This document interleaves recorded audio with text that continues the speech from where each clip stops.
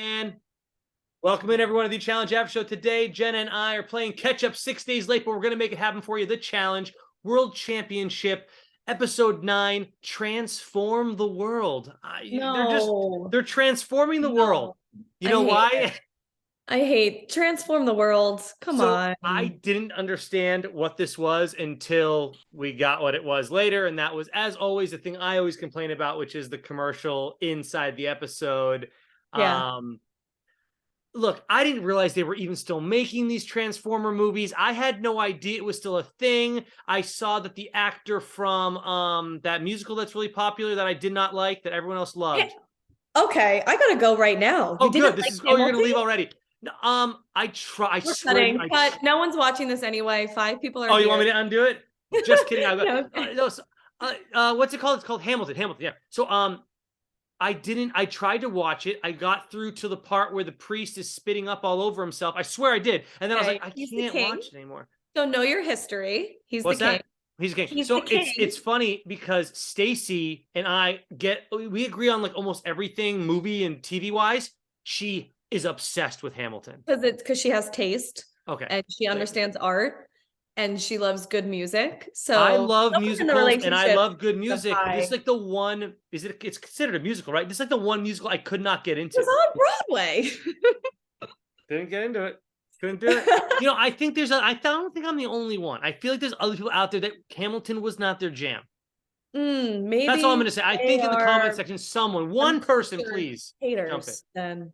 What's the all right, so you loved Hamilton. Good. So what do you think of the new Transformers movie? Are you excited for it? Because it has your favorite actor apparently in the world from Hamilton in it. So there you go. Honestly, the first Transformers was really good. And so good. Why can't they just let good shit lie? I mean, I don't know. I haven't seen any of them since then. I think I tried to see 2 or 3. Obviously, It didn't stick. If Transformers 1 was on right now, I would immediately hit yes. Hell yeah. And watch it. Just let it live in that moment. It was great. I love the theme song though, so that was fun in the challenge. I like that they had the Transformers theme song because the Linkin Park. Oh yeah, so when they're playing Linkin Park during the daily challenge, I was like getting in my vibes of the original Transformers movie. Yeah. And it's funny that you bring up why they make all these sequels to movies. Well, first of all, just to make money because they're going to try to bang out a good thing and sucker people into watching something that's not good. I have another theory. I'm a big theme park hopper. I love going to theme parks, Universal, especially Disney, right?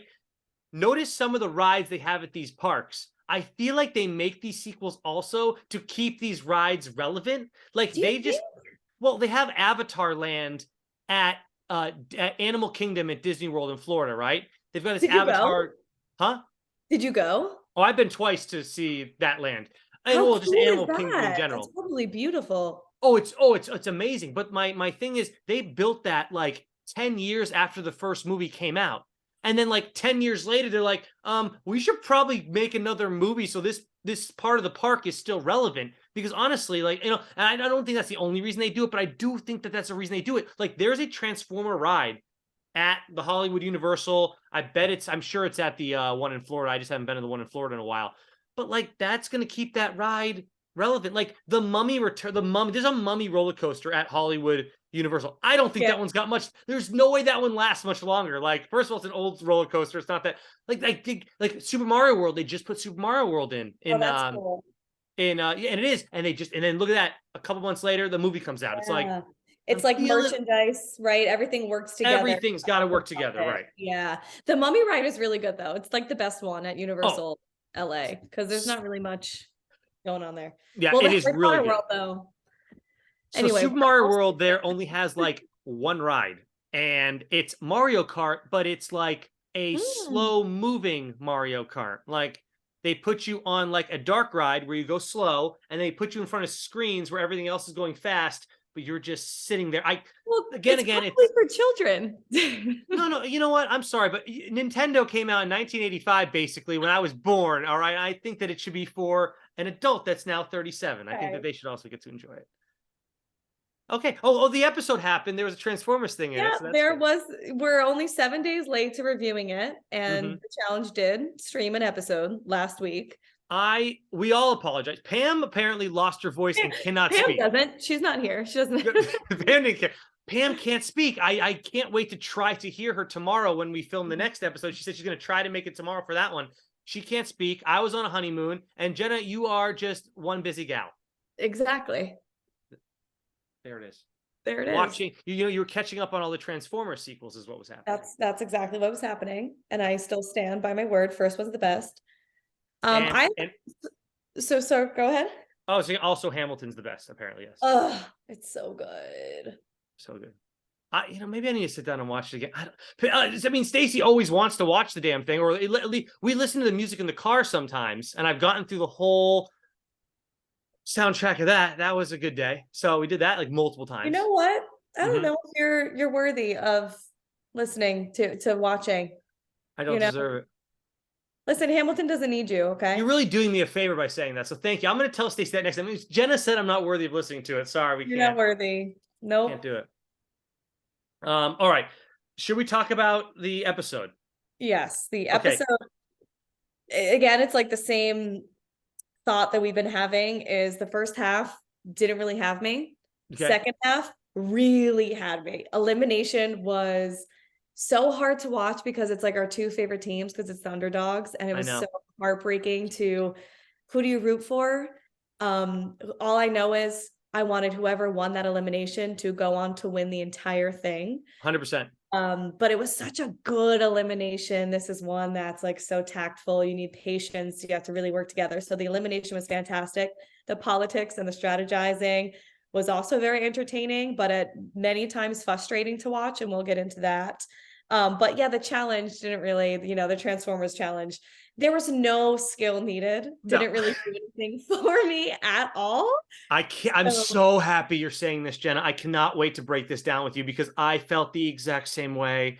The best part of this episode was the elimination, using the chopsticks to try to do. I love a good, like, it's non-timed. I love this. They just have to get it done first, and you're watching them go at the exact same time. It's, first to the finish line. I love that stuff. They cannot manipulate it. It's just we're watching it. We're watching it happen. Yeah, they did some cuts, I'm sure, to make it seem a little closer than it was. I'm not sure how close, Tristan and Kellyanne really were to catching up to Darrell and Kiki when they were doing the puzzle. But whatever. At least we got to see it happen in basically real time. Awesome. That was the best part. The rest of the episode, I could have done without, honestly. I really did not like this episode much at all. The name of the daily challenge was called Highway Hijacking. I did feel like they hijacked 30 minutes of my life. I do. I thought that this... the actual thing, I was like, what is the skill here? Okay, so everyone's doing the exact same thing. It's like 10 seconds of their time, like maybe 20 seconds at the most. And these... minuscule time, it must have been like 0.001 second off the winner versus the other one, because they're not doing like a long-term obstacle here. You jump across, you jump back, and you stick a key in a hole. And I noticed you didn't even have to get the key in the hole before you could flip that switch and hit that button. A thing goes off, they drive in literally a straight line, Jenna, and it's over. No skill here. I'm sorry. Like, if you can't jump back and forth between two objects that are literally next to each other with a little hole in the middle, I know they're moving, but you're just jumping from here to there. Like, do it on like a non-moving platform. No one would even try. They'd be like, they just step back and forth. It was awful really challenge. boring. I'm sorry, but like, people are gonna say like it was so good. I'm like, no, it was really well, good really for them. bad. I'm glad that they found enjoyment in it because I thought it was really boring. It just is annoying when there's no high stakes involved. You don't see anybody neck and neck. You don't really you can't really see what strategizing you would do to win. Like you said, it's very simple and easy. And it just, you have to cut the montage so quickly, like that because they know that there's nothing really exciting there. Well, they got one exciting moment, and thank God they got it. And we obviously both saw it, and it was the swimmer there. Emily? No, what the hell's her name? Yeah. Is it Emily? Yeah. Flipping her. I mean, that was I went out loud. I went, oh, I yelled, and Stacy was in the kitchen. What happened? I'm like, oh, some girl just flipped the freaking four-wheeler 3 or 4 times. But that had nothing to do. She was already completed it. That was just a bad move by her. Put the brake on, don't turn the wheel, then turn. She actually tried to like do what Tori said was a donut type deal, and those things flip on a freaking dime. I mean, I would think that would happen really easily. I'm actually shocked it didn't happen more. I couldn't be behind the wheel. I would have to do the jumping on the trucks. And I also realized, I wonder if this is just coincidental, but it was every woman was driving and every man was jumping on the truck. So I don't know if they like categorized it by gender that way, but I couldn't help but notice. I was like, why is I'm everybody drive? I don't know. Like I could not drive because I've crashed a Vespa before in a brick wall. And I would crash in that car. Italy. Where were you?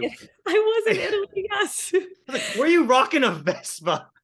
I was in fact in Italy, yes. And I crashed How? Wait. into a brick wall. How much damage did you cause to the Vespa or the brick wall I'll have or to show you. yourself? No. Yeah, thank you, Dan. Yeah, Jeez. that was my third question, by the way. I was okay. I got some notches in my fake leather and my pleather jacket. And all my friends are like, thank God you were wearing your leather. Wait a minute. Yeah. Did you go to Italy when we were at AfterBuzz? I feel like you did.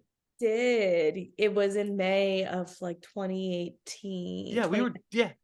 So yeah. Wait. So what did you have insurance on the like? What did they do? Because you No, just no, rent it was those, fine. right? No, it was fine. It ended up like the Vespa was fine. It hurt. It hurt, but there was no damage done. I could show you a picture. I had a big bruise. But anyway, all I'm saying is I find that what was it, an ATV they were driving? It's some type of four-wheeler. Yeah, yeah. It looked dangerous, and I'm honestly shocked. I thought Emily was gonna have to go to the hospital when you see the visuals of her falling. Yeah, Because and she the falls and then collapse. she goes numb. Like it looks Mm-hmm. like she goes completely limp. I'm like, oh my God, this is like one of those liabilities that we always think is going to happen on the show where someone gets really roughed up Yep. and you think what's happening, is MTV liable for this? What's going to happen to them? Like Olivia with her bruised face last season, it did not look good for her, but she got up, took it like a champ. It must've just been like, getting the wind knocked out of you sort of thing where Yeah. the impact is so rough, but after a few moments, you're okay. I felt like they should have been more caged in because Mm, they had the roll bar, but there wasn't a cage around that roll bar. Her limbs were like flying out. I'm like, if it's gonna roll on her over her arm or something like that, at least if they have the cage, you're forced to just basically bat yourself in the head. But I was yeah. more worried about her neck. I thought neck injury had that written all over it, like the Yeah, it way looks that her neck bad. was snapping around in there. So thank It God looks she's okay. bad. Even Tori, all she did was kind of just fall to one side. Yeah. But either way, after seeing what happened to Emily, I'm surprised Tori even decided like I wanted to try the burnout, whatever she wanted to Well, do. yeah, the The donut. donut, sorry, the But I'm donut. Yeah, surprised. Don't you feel like a lot of those guys, and I know this may just be a bad gender stereotype, don't you think a lot of guys would be like amped up to drive a car and, something that, I yeah, guess there's be so behind the the wheel? idea, but this is why this challenge sucks so bad. All you had to do was hold the steering wheel straight and hit the gas and just go. You didn't. There was no drive. Like, wouldn't it have been cool if after that they had to go through like like maybe a little obstacle course of some kind, like a figure Yeah. eight course, something. But I think the producers and the people running this game knew these things topple over way too easy. All we can have them do is go in a straight line, and then look what happens. Two of them do topple over. I don't think that they thought that they were skilled enough to actually do an obstacle course without actually hurting themselves, Yeah. because they were all going to try to go way too fast. They thought too many injuries. So maybe there was something in the works ahead of time where they could do something a little more interesting to a viewer. I'm sorry, but please, in the comment section, tell us if you found this interesting. Tell me why, or tell us why, because I thought it was the most boring thing to watch ever, and that's why this episode kind of sucked for me. Yeah, it wasn't the best one. You win some, you lose some. And the challenges have been really good this season, but this one, Yeah. I don't know. The eliminations too have been really good. Like this elimination this week was really good. I loved every second of this elimination. I thought it had the stakes. It had I got the adrenaline flowing because there were so many moments where they would drop those pieces, and you just like, God, they have to start all over. I do want to say this one last thing about the daily challenge though. Every time they crossed that finish line, it would just say time stopped. What Yeah. is so hard about them just putting their time at the bottom of the screen like they used to? Why do they want to manipulate this so much? Because all you're making me do is think that you're manipulating who's actually winning this. And especially with this one, I think this one more than any other challenge I've ever seen, they could make anybody win this thing. It was Yeah. everyone did the exact same thing. I'm pretty sure at the exact same time. It was off by milliseconds. That's what I wrote down. Like I don't know. like it. I never want to discredit anybody for winning.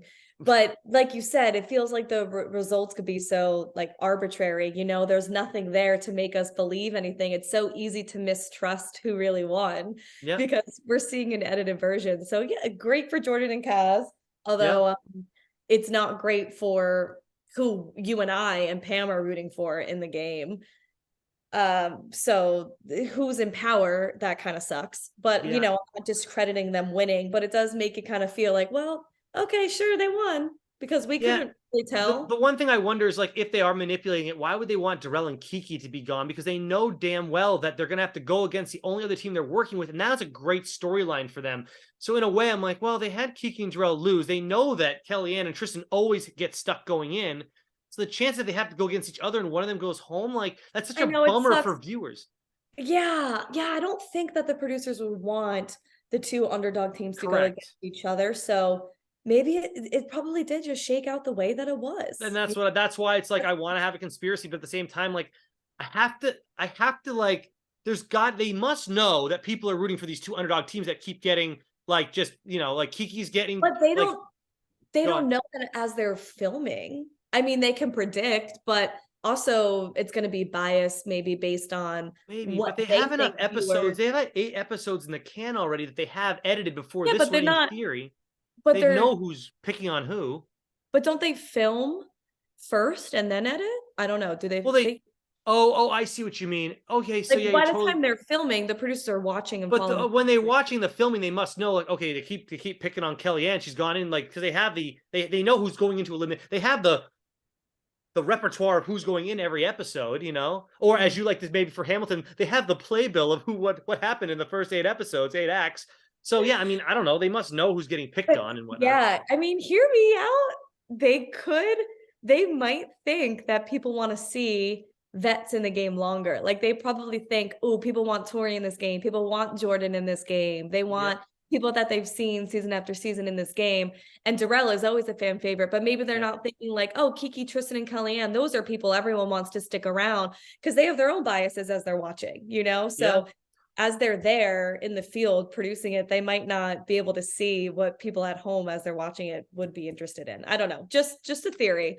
We don't know. But. Well, all my eggs are in one basket now, and that is Darrell and Kiki. Like, I don't really like any of the other teams this season. Like, yeah. I really want Kaz to stick up for herself with Jordan, but like that doesn't look like that's going to happen. It looks like it might come to a head this week coming up. They might finally break. It's like, hey, I don't know, next season, TJ, why don't you let them just pick their own teams? Because they're not even working well. It's not even about partnerships anymore. It's like, who do you know before you go in? We're best buds. It doesn't matter any. It's like, no, this is supposed to be your partner. You should only be like, I know. I'm really glad that you brought that up about Kaz sticking up to Jordan, because this is what I found so frustrating about the rest of the episode and the politics.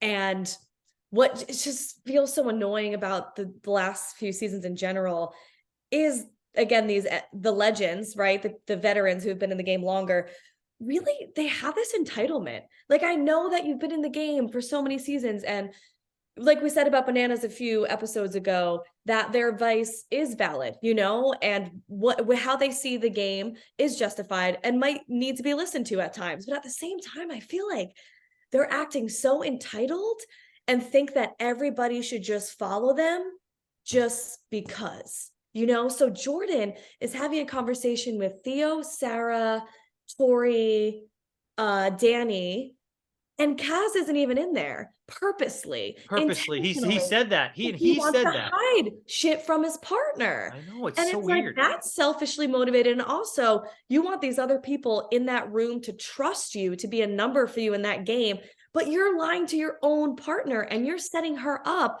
to have to vote in her friend over your ex-fiance. Again, love Tori, but like, you guys aren't together anymore. Yeah. You guys stop leveraging this ex-fiance stuff as being the highest tier of alliance in the game. Like, other people can make other votes and have other alliances outside of you two just because you were once engaged. Yeah. I mean, from Jordan's perspective, what he's saying, he's also obviously so strong-minded, so strong-willed. He just doesn't, a lot of times he doesn't want to listen to anybody else. His idea is like, you can thank me later when I give you $500 or $250,000. Like, that's like literally what he probably wants to say to Kaz. Jordan was actually recently on Tori's podcast. Apparently they're like best buds now. They're all good. I don't know if you knew that Tori has a podcast, because everyone has a podcast now. And she went on there and I listened to like a 5-minute clip. Basically, they were just praising each other. She's like, this is what I learned from you from the relationship. And he's like, well, this is what I got from you during the relationship. And they basically just praise each other. And they're on like super good terms now, because obviously this podcast just came out like a week or two ago. And so if you want to listen to the whole thing, it's out there somewhere. I don't know what the name of her podcast is. I just saw it on a one of the challenge Instagram clips, and I just watched listened to the full 5 minutes, and they were both praising each other. So they are each other's ride or dies as far as friends go. So, and that is so beautiful, and I'm so happy that they're able to do that, because that's really rare, and it's probably so good for just their healing and everything in their life. Their life is probably so much better now that they can, be friends and have any bad blood eliminated. sure. No, that's wonderful. That's so great. But I just mean, in terms of being in the game, it's just kind of annoying to see them week after week, like talk at the MVPs, like talk at them and basically tell them like, this is what we're going to do and why, and you better agree with us. That's just the vibe that I'm getting, and it rubs me the wrong way. I get it. They've been there. They've earned their stripes. They have their stake in this game. Like, I don't want to discredit how many years and seasons they've put in, but I also just feel like there's kind of a respect level that's not totally there from them. And it's annoying me. It's frustrating me. It should. It annoys. I think it's annoying a lot of viewers, including you and me. I'm sure it's annoying Pam too. Like, this isn't really what we want to see anymore. We're kind of over the Tori and Jordan drama, not drama, sticking up for themselves now, like each other. I mean, and not even being on the same team. I don't know. I think we all want them to just work with their partners so badly. Like, this is who you're supposed to be with, blah, blah, blah. And they're just, like, they're not even, he's not even putting Kaz first, which is blowing my mind. It's like in the final, when it's you and Kaz running and Tori's running alongside you, if Tori goes faster than you, that's not going to help you, Jordan. You get that part, right? And I get that you want to work with the biggest group ever and get to the final here. And this is the Challenge World Championship. I'm not sure there's going to be 20 episodes. There's only 7 teams left going into tomorrow night's episode. So like, this thing's going to get wrapped up in the next, I mean, I bet there'd be maybe 12 to 15 episodes, I think, at this point. I think that's it. That's it. But that's what we're going to get. This, again, made me want a season of like all brand new players, like 25 brand new players. I'm not against that. I like that idea of just putting up all brand, not even any veterans at all. Let's just do, you can call it the, Rookie Revolution, call it the Rookie Revolution, the Challenge Rookie Revolution. Just put all rookies in there. But I'm also talking like not rookies from freaking Big Brother or like from other Amazon shows or Amazing Race show, whatever the hell. Just put these Paramount, Viacom, Paramount. No CBS shows. Damn it! Just freaking get some kids off the street that are 18 to 21 that want to screw each other and want to screw each other in the game. That's it. That's all I want.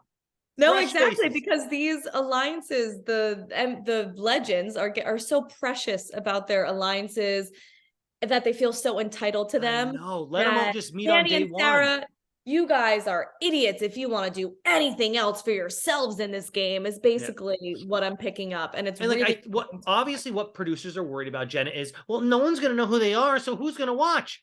Everyone's going to watch to see who the hell's going to be like the rookie of the year, who's going to stand out, who's going to earn their stripes. Isn't that how they used to do it? And everyone watched this damn show. Now you're basing your show on, well, the only way people watch the challenge now is we get other people that they already like from other shows. Dude, that's not why we watch the challenge. We watch the challenge to see who is going to stick out and who's going to be awesome this season. And yeah, we obviously want to see our favorites come back. But why were they our favorites? Because they came out of nowhere. We didn't know who the hell they were from the real world. Yes, agreed. Except, I mean, that's why I used to watch the show, right? I did want to see CT come back, and of course, Cara Maria and DM and Bananas and all these like repeaters, we did want to see them come back, but it's because they played the game ruthlessly. Like they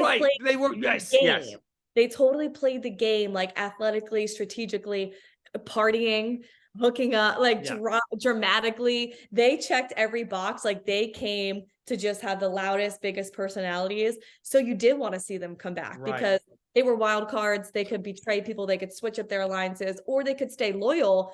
But there was more layers to it. It was more entertaining and interesting. And now I just feel like it's the same maybe handful of alliances that are dominating the season, show after show. And it's just, ugh. I'm telling you, they're more worried. They're like frustrating to watch people feel so entitled to See, it. this is why I think an all cast of rookies would work, because these veterans, they're more worried about their social media follows and who's going to like them after this. And are they going to set a good example for whatever they're trying to promote next, whether it be some workout supplement or some drink or something like that, where if you bring in a bunch of 21-year-olds who they're not famous at all, they have a very basic social media following, they've never been on another reality show, they're all going to be striving to be the most crazy, the most whatever, to get on another show after, and therefore more entertaining to us. And yeah, back in the day, we wanted to see the vets come back because they caused a bunch of more trouble, and they added to their legacy, whatever, because they were crazy and did cool stuff. Now it's not now they don't want to do that. Now they just want to be, I want to get on another show and get more money. So I'm just going to be on my best behavior. No, I want to see crazy shit. Well, one more thing that annoyed me about that whole conversation is making Sarah sign the dry erase board contract. So stupid. What was this? It just made me angry again. I'm like, okay, really, guys?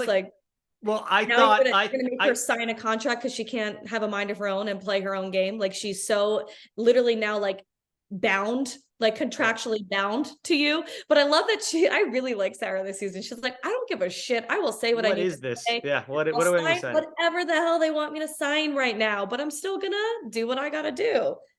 It's just so dumb because we're not going to get a good payoff for that. They might bring it up in another episode. Well, you signed a dry erase board. She's like, yeah, okay. It wasn't signed in ink. I just erased it. It's going to be so dumb. The payoff's not going to be good if it even is one, if it's ever even mentioned again. So the idea from that is that next week, tomorrow's episode, they have to put in Emily and Yes unless they win. And that's what Sarah's banking on. And I believe, which is another whole conspiracy, I think I saw in the Daily Challenge that it was a swimming challenge, which we know Emily will be good at. However, I believe she has to be anchored to Yes. So you have to be anchored to your partner. So that could slow her down, because we saw that Yes, but everyone's going to be slower than hers. But whatever. So in theory, Yes and Emily have a good chance to win this just because of how good Emily is at swimming. Therefore, Sarah never. It's a good little conspiracy that I have. So there you go. Before the episode even airs.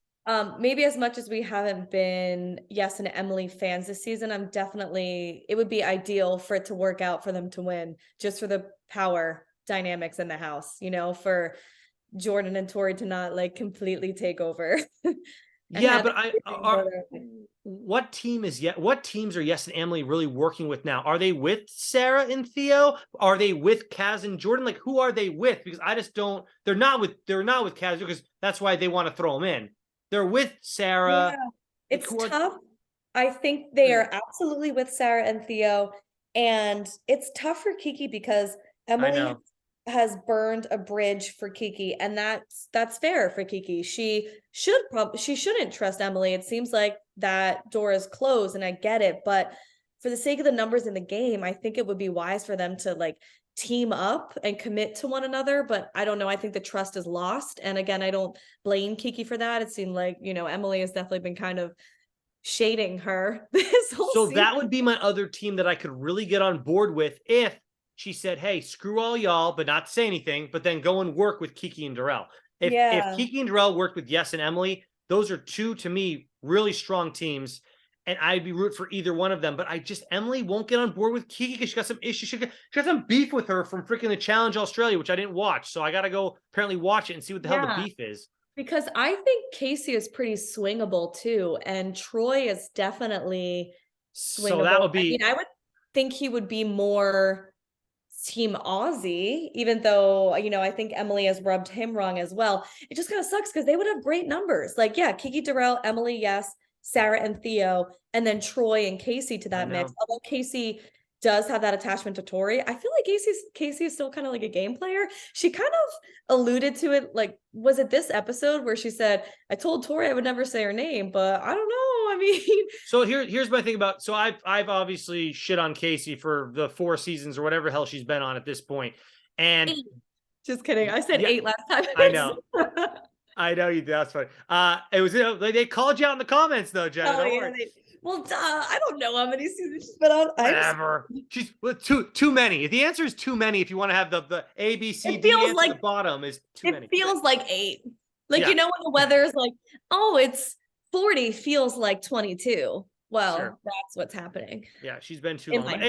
If you want, Casey, I know it's already been filmed. You already made all your decisions, but if you want to get me to like you, If you jump on with the other Aussie teams, oh my God, and screw over Tori and some big thing, I could say, hey, I like what Casey did this season. Like, that would be amazing if the 3 Aussie players, because if you think about it, there's still 3 Aussie teams left. The only Aussie team we lost was because I believe it was Grant. Was Grant an Aussie team? Yeah. Grant went home because he got hurt somehow or whatever. Yeah, he got hurt in the one where you had to jump onto Oh yeah, that he didn't jump on the actual heavyweights thing. So that's funny too, because Heavyweights, the movie, got brought up in our chat as well for the Blob, because I mentioned it as the Blob. And the reason I said the Blob is because that's what they call it in the movie Heavyweights, which is an amazing movie starring Ben Stiller that came out in the 90s. If anybody wants to watch it, it's a great movie. And they refer to that big trampoline blow up thing as the Blob.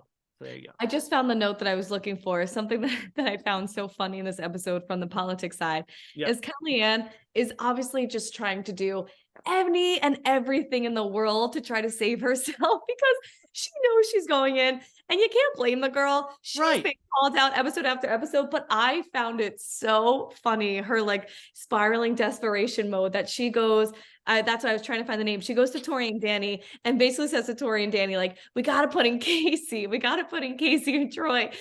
She can tell that Tori and Danny are not about to do that. So then she goes to Yes and is like, we got to put in Casey. Yep. Like, she's just trying to throw out anything that'll stick. So here's the thing. Kellyanne is 100% right. She's going in no matter what. So why not go all out? So this is when Tristan's getting mad at her. I'm like, Tristan, yeah, they are like, they're going to put you in no matter what. So she's trying her best. Mm-hmm. But now at the same time, now they have an excuse. They have their reason for Kellyanne was going around the house just trying to get everyone thrown in besides her. Well, yeah, but guys, the reason she did that was, but now they have their reason. They always need a reason, some lame ass excuse. Well, Kellyanne, you were crazy walking around the house. Well, she had no reason. She had no choice but to be crazy because you guys are throwing her in every week, no matter what, which is why it's so sad that they are now not. Yeah, exactly. Us. Oh, just roll over, just roll on over and let everybody say your name and walk all over you. Yeah. No, you're right.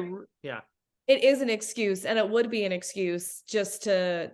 You're saying Kellyanne's name. She and Tristan, they're that team this year. They're the easy team. Throw them under the bus, episode after episode. They're not really, they don't have as many friends in the house, so they're easy to say. Yeah. So we didn't see anybody blame throwing Kellyanne and Tristan in on anything, though. They didn't use right. They didn't mention it. Yeah. Because I don't even think at this point. And how most disrespectful is that to Kellyanne and Tristan that they're like, we don't even need to say why. You guys are obviously the ones. You know why you're going in because we've thrown you in 8 times already. Like it's like they've run out of reasons to say their names. Yeah. We got to say your name because they already did it. Yeah. Mm-hmm. So when it comes time for the elimination, it's just like the absolute worst that it has to be Kiki and Kellyanne and Tristan. Such a great elimination. I hated who was both in it. I was rooting for Kellyanne and Tristan a little bit more just because they've been shit on so much this season. Mm-hmm. But at the same time, I was like, well, even if they lose, though, I get Darrell and Kiki back, who are also my fan favorites this season.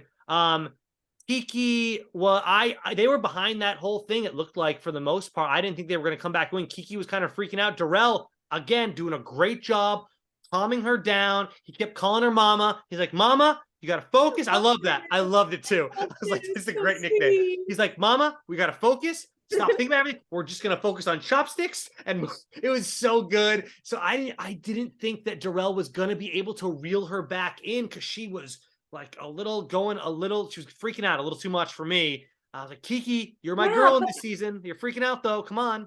Yeah, I mean, I get it. This is such a wonderful example, again, of just never stopping. Like, keep your head down, keep working, like literally step at a time, because it's so hard to envision yourself coming back from being behind. Like, it's so hard because Kellyanne and Tristan had a nice, solid lead on them for a moment, and they were working so efficiently. It looked like the two of them were never going to be able to stop. And Kiki and Darrell were the opposite. They couldn't get anything going, couldn't get it together. So it looked really hard, but it's such an example of like, just keep going. Like just one foot in front of the other. Like you don't even have to do anything crazy. You just have to keep going.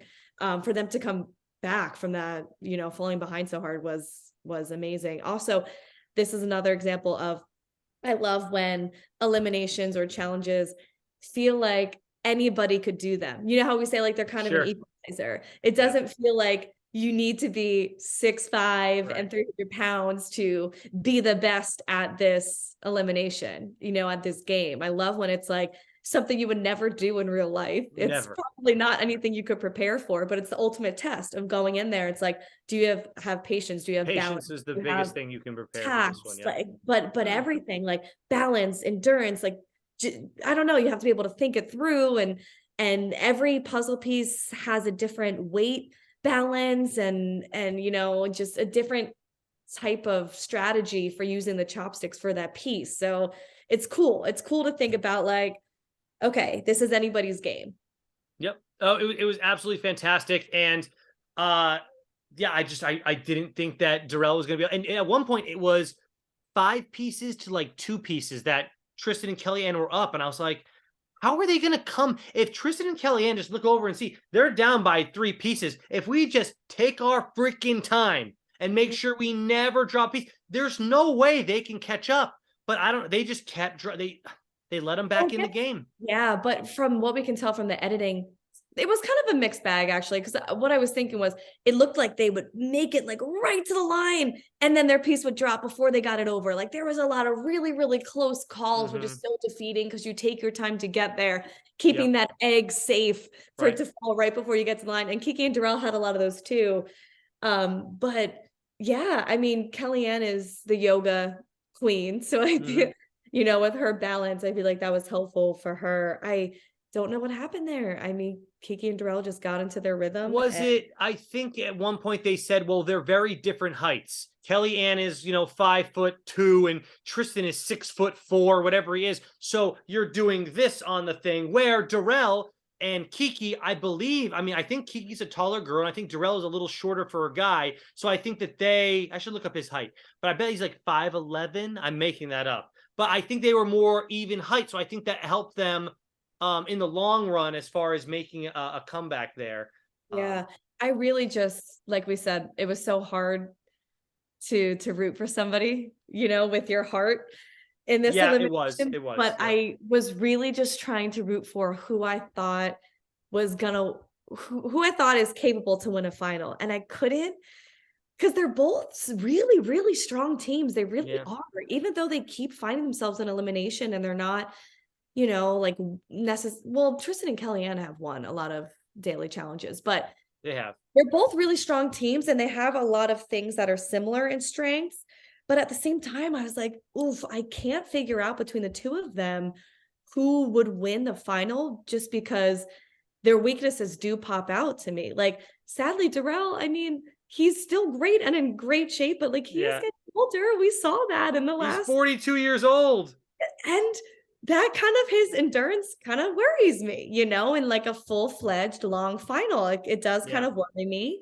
And also, I still think he has that fire and that passion, but there is a little bit of something that makes me feel like he's kind of just also happy to be called back. You know what I mean? Like, I feel like he's Darrell and he has a life and a career and a wife and kids, and he's not like, do you remember in All Stars, in All Stars 1, remember Yes passed him up on the going up the hill. Yes was like making different sticks to help with walking sticks.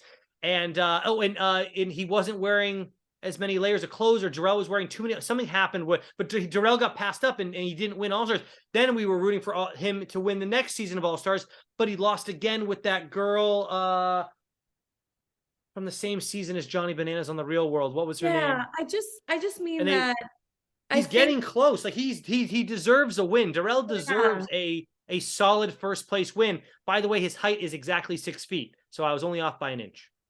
Yeah, but I mean, what I love about him as a person is that he is so laid back. But from a game sense, it makes me a little bit nervous that he's too willing to kind of take a back seat, and it almost comes off as like, well, if I don't win, I don't win, sort of, whatever sort of thing. You know, the last time he won was when he had his epic, 4 in a row or whatever he did back in the day. Like, he hasn't won ever again. Like, he's gotten to finals and that's great and all, but.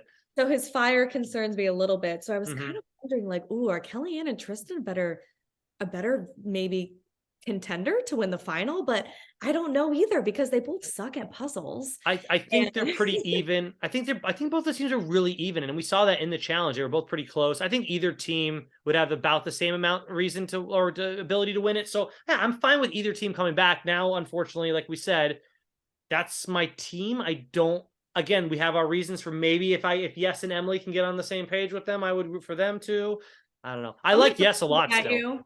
I might be rooting for Sarah and Theo too. I mean, Pam's not here to crucify. Yeah, I was gonna say I feel like I'm in between on the Sarah thing between you and Pam, but I don't like Sarah still. Sarah would have to do something. I don't know. Sarah annoys me. I don't know. I'm on her team this season. So okay, and you know what? A lot of other people are too. If you just look in our comment section, there's plenty of people that are rooting for Sarah this season for sure. So you're not the only one. Yeah, things are getting interesting. All I know is Kiki and Darrell, like we need some of these people who are in the underdog group to stay. We need them to not only stay, but like why aren't they? I haven't. Maybe they're just not showing it. But how come Darrell and Kiki aren't like trying to get like they had the connection now with Kelly? Maybe we'll see it now. They need to get some numbers on their side because unless they win a daily challenge, they're gonna probably have to be that team that gets put in again because it's two teams. Not just one team, two teams at this round table. There's only going to be like 5 teams voting next round or next episode. Not many teams voting. Yeah, that's what I mean by, it's always great how unproblematic Darrell is and how he's like what is it, Switzerland? That's like the neutral. Is it Switzerland or Sweden? I believe it's right? Switzerland. The metaphor where it's just like he's always, he's just like on the fence Darrell. He's middleman Darrell. And that doesn't necessarily mean he's gonna fold and do what people tell him. Like Bananas tried to get him to do something earlier this season and he wouldn't. But it's more so of like, but where's your numbers at? Like where's your alliance at? Like where's your kind of fight to do anything? Like he's more of a laid back guy, and I think even when people are trying to get under his skin or something, he just keeps it laid back. We do want to see a little bit more fire, but maybe that's just not in him. He doesn't want to play the game that way. He doesn't feel like that's going to help him play the game better to get all pissed off. Because have you ever seen Darrell like freak out on someone and yell at him like a Wes or Bananas or even a Theo and a Polly back in the day or scream at each other? Like I don't really think we've ever seen it. No. Out of water already. No, there's like something in my cup. But yeah, no, I need a meditation class from Darrell. I need to figure out how he is always just so calm at all times. That's true. He really is. Well, again, those are our favorites, I feel like, for this season right now. But that's all we got. So here we go. Let's see what happens. Well, thank you all so much for joining us. Do you have any final thoughts on this episode, Jenna? Because we're back tomorrow night. So get ready to find some more time. We gotta find some more time to film that one. So get ready. No. Just that I want, when we talk tomorrow, I hope there can be some positive news in the underdog teams and that it's not a predictable, frustrating, like political episode. It looks like Kaz and Jordan are going to have some issues there. So if they're fighting, I have a feeling that things didn't go the way they wanted them to. Therefore, Emily and Yes won? Like, why are they beefing? Maybe they're just beefing from the last episode. She's still upset about the Tristan thing. I'm not sure. But that's one of the first things I wrote down when I saw Kaz and Tristan talking. I said, well, that's either a team up or a betrayal. And I wrote down those two words like next to it. Like one of the two's happening. They're not showing those people talking for no reason. And maybe tomorrow night.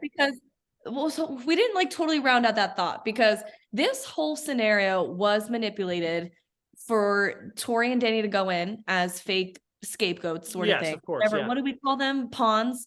And for Kelly and Tristan to take the fall. This whole thing was orchestrated without Kaz. And so she is forced into rooting for her friend and the person she won a show with without consulting her. Not only that, it's like it was completely shot down by Jordan. Not even shot down in a way where I feel like he didn't even entertain an argument from Kaz. Like, and that's almost even more insulting. Like, at least debate with me and argue with me and show me why we shouldn't vote in Tori and Danny. Instead, it was like so obvious that you and maybe he did. They just didn't show it too. Let's give him the benefit. He could have said, "Well, look, we're working." He was just like, no shot. And it's like, But again, I know you guys were engaged at one point, your ex-fiancés, but is that relationship, does that hold a higher value than Kaz and Tristan? You know, are we narrowing it down to like the Pam analogy of you get one person? Well, what if that's Kaz's one person and that's Jordan's one person? Why does Jordan's one person outweigh Kaz's? And that's why, and here's my last thought of this episode was why when Kaz was up there with Jordan, I know why she didn't do it, but if they don't come to an agreement, does that mean they're probably forced to come down and have to compete? Does that not only, let Jordan know, hey, I'm not just here for you, I'm here for this other person, but I mean, she can't risk that, right? But if she said, when Jordan says, oh, we're voting in, who would they vote? Tristan and Kellyanne, right?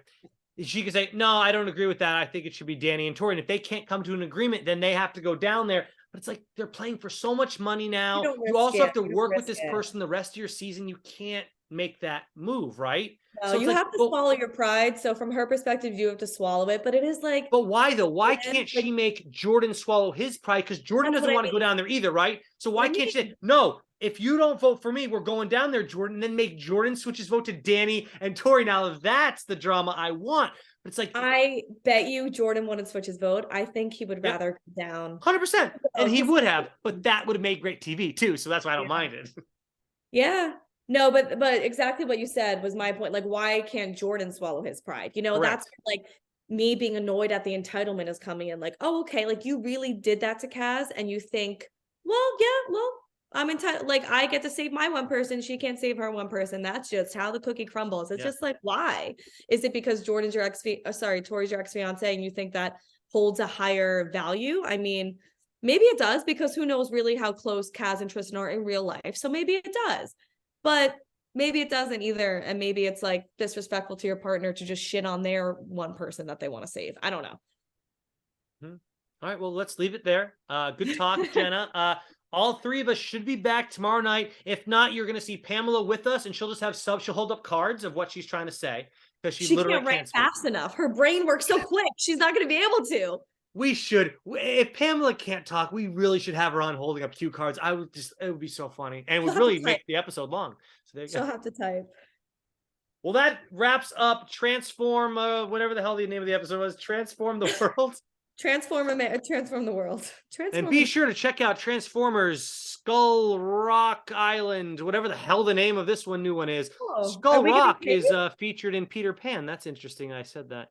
By the way, I tried to watch that new Peter Pan and Wendy movie. There's a Peter Pan and Wendy movie? They just came out on Disney Plus, straight to Disney Plus. Couldn't get through that one. Was it live action? Yeah. However, I did watch this movie or TV show called Jury Duty. Have you seen it yet on Hulu? No, but I've seen the TikTok love for it, that people love the show. It's probably one of the most unique things I've seen in a while. It's a reality show, but not a reality show. And it's like the Truman Show, but it's not the Truman Show. It's so good. Moments of me tearing up at the end, so good. Great shit. Wait, someone in our chat section said, can you bring back your pick of the weeks? Because we love that. Well, my pick of the week is Jury Duty, and my non-pick of the week would be Peter Pan and Wendy. So don't waste your time on that. I have a pick. My pick of the week is Derry Girls on Netflix. It's so good. It's so funny. Is that girl in that other show too? She's in Bridgerton. The Bridgerton, yeah. Which I love her in Bridgerton, but I've never watched her in the other show. Yeah. Derry Girls is phenomenal. It's just 25-minute episodes of straight laughing your ass off through the entire episode. It's comedy, but also it does have moments as you get deeper in the seasons where they do hit you a little bit. It's girls who go to an all-girl Catholic school in Ireland, in Derry. Right. But one of their cousins comes from England, and he's a boy, but he is going to the all-girls school with them. How do you pull that off?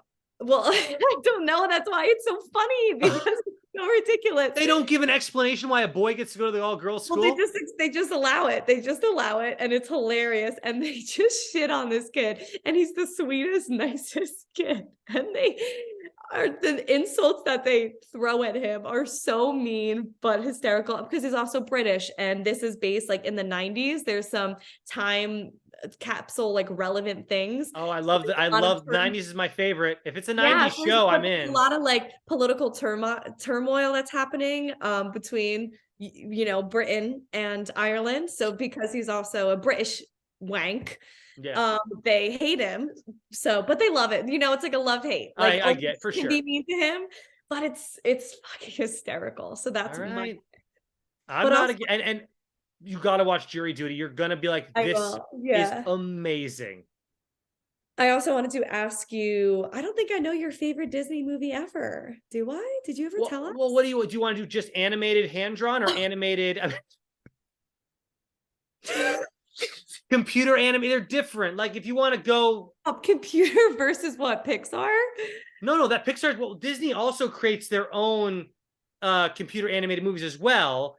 Like they're not like the movie Bolt isn't Pixar. Like that's a Disney created one. Like, Okay. or you can go. But my favorite overall, if it's hand drawn, back when they hand drawn stuff, it would be Aladdin's the best is the best one for Okay. me.